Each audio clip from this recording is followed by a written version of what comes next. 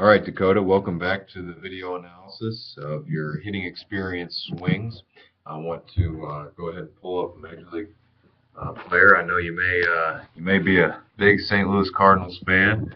I'm not totally sure, but if you are, hopefully you don't hold it against me that you're using that I'm using a Chicago Cub to compare your swing to. His name is Javier Baez, one of the most electrifying young players in the game today. Had a great first year with the Chicago Cubs this year after having a tremendous go at it in the minor leagues. This swing is extremely forceful and powerful. Okay? It can lead to some strikeouts. Okay, like I mentioned earlier in the first part of the video, that when you have a leg kick, it can create a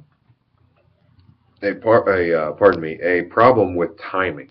Okay, it also causes issues with our eyes sometimes if it gets out of whack. So I just want to reemphasize, okay, that it can be difficult, it can be done, and it can be done very effectively. Okay, but we need to be able to under control, under a certain amount of control, continue to increase our effort level. If that makes any sense. Okay. So here's what I want to do. I want to watch Javier Baez 2 or 3 times all the way through. There's a lot going on in the swing, and then we'll zoom in and really concentrate on some similarities between you guys.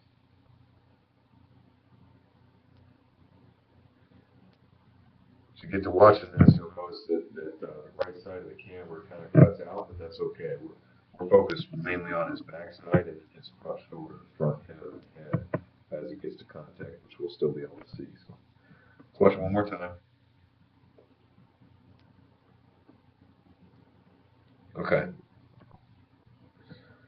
Let's take you through here, and I'm going to get him to the top of his leg kick, and I'm going to get you to the top of your leg kick.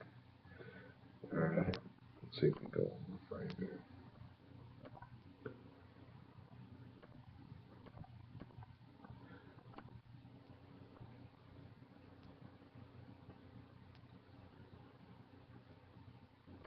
Okay.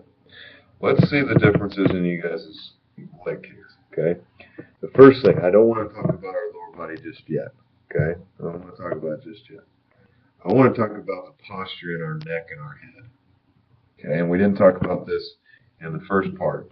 Okay. But you're going to see how it's almost like your head is kind of tucked into your front chin.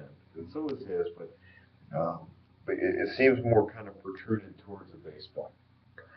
That stress and that kind of tension in there is gonna be problematic in our swing going forward. Okay, not so focused downward because see kind of how his chest angle is different than yours. Yours seems to be kind of bent over a little bit here.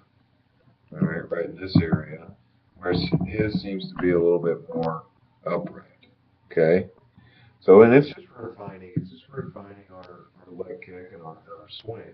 When we do that, it's going to allow us, and I'll show you the ramifications of kind of being closed off or too tucked in with our shoulder and kind of face, our head area, too directed towards the baseball. It's going to have negative ramifications on our shoulder, front shoulder, and our head and chin flying out when we go to swing the bat. Okay, so let's continue to look here at the next part. I talked about this extensively in the first part of the video. Let me delete these other ones off here so we can refocus on this. Okay? I want you to look at this area, how even from this camera angle, which is a little different than yours, but even this camera angle, you can see his butt. Okay? His butt is pointed towards the pitcher. His knee is pointed towards the catcher, whereas yours is kind of more straight out. Okay? And just straight out. The reason for this, the reason why he is like how he is he is fully coiled on that back hip. If you look at that position, it's kind of crazy. Okay, it's kind of, you don't see that a whole lot in the major leagues. There's a lot going on. Okay, but the one thing that you cannot fault him for is being in a great load position. He is in a very, very, very powerful position here to be able to swing the bat. Okay, he's going to generate a lot of momentum and a lot of force. we can add to the amount of force and put feet on how far you throw, how far you hit the baseball. We can increase the distance and the speed at which the ball comes off your bat.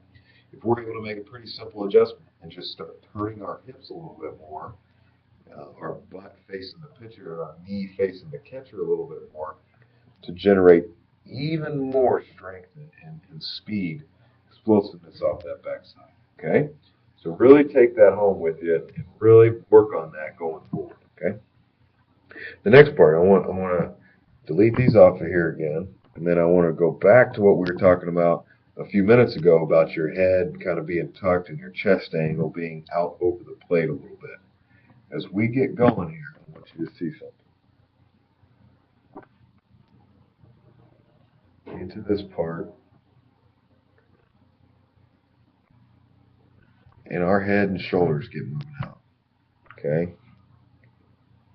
When we get to this part, his foot's on the ground, and look at the difference. Okay? His foot is on the ground, which you can't tell, but promise me it is. I'll promise you that it is, okay? He couldn't be in this position if it weren't. And look at the dramatic difference in his shoulders and yours.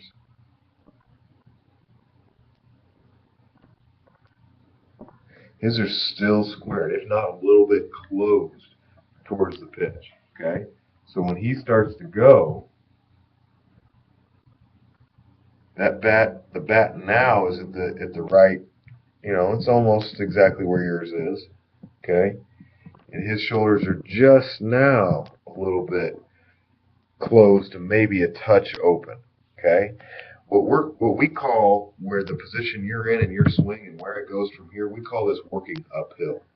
Uphill, because this line is drawn in an uphill fashion. It's kind of like you're working up this hill and fighting your front shoulder and head to get to the baseball. Okay, so when we talked about it in the first video, the first part of the video, how you kind of run out of bat here because the knob and everything starts flying out right there. You see it flying out towards the dugout, and we run out of bat as we get to the baseball. When we look at his swing, his doesn't do that. He gets that full extension through the baseball. Okay, I do want to point out how similar you guys' legs are. You guys both do a tremendous job of getting your backside through the baseball. We've only got a few seconds left here on the video, Dakota. I really appreciate you being a part of the hitting experience. Hopefully you can see many similarities between you and Javier Baez's swing, as long as some things to take home and work on. Thank you again, Dakota, and hopefully this was helpful.